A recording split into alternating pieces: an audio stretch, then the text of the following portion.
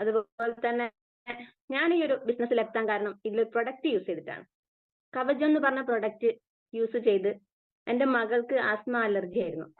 അപ്പോ ആ ഈ ഒരു അലർജി പ്രശ്നം ഞാൻ എന്നും ഒരു 6 മണിയാവുമ്പോൾ മോണ്ടക്കെൽസി കിഡ് എന്ന് പറഞ്ഞൊരു ക്യാപ്സ്യൂൾ കൊടുത്തിട്ടാണ് എൻ്റെ മോള് കിടന്നുറങ്ങിയത്. ആ ഈ ഒരു സമയത്ത് എന്നോട് ഈ ഒരു കവചം എന്ന് പറഞ്ഞ പ്രൊഡക്റ്റിനെ കുറിച്ച് പറയുകയും ഞാൻ അതിനെപ്പറ്റി മനസ്സിലാക്കുകയും, പക്ഷെ തുടക്കത്തിൽ ഏതൊരു വ്യക്തിക്കും ഉണ്ടാവുമല്ലോ ഒരു പേടി, ഇതെന്താണ്, നമുക്ക് ഇത് ഉള്ളോട്ട് കഴിക്കാൻ പറ്റുന്നതാണോ? അപ്പോ അത്തരത്തിലുള്ള ഒരു പേടി എനിക്കും ഉണ്ടായിരുന്നു.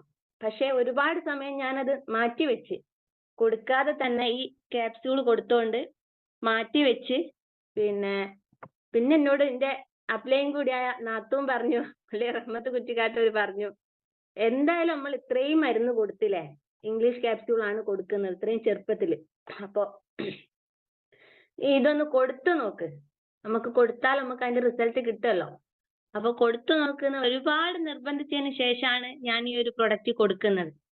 അപ്പൊ കൊടുത്ത് ഒരു ബോട്ടിൽ ഏകദേശം പകുതി ആകുമ്പോഴത്തേക്ക് തന്നെ മോടെ പ്രശ്നം കുറച്ചൊക്കെ കുറഞ്ഞു. എന്താ വെച്ചാൽ രാത്രി തീരെ കിടന്നുറങ്ങൂല, ഈ ക്യാപ്സ്യൂൾ കൊടുക്കാതെ ഉറങ്ങാൻ പറ്റൂല.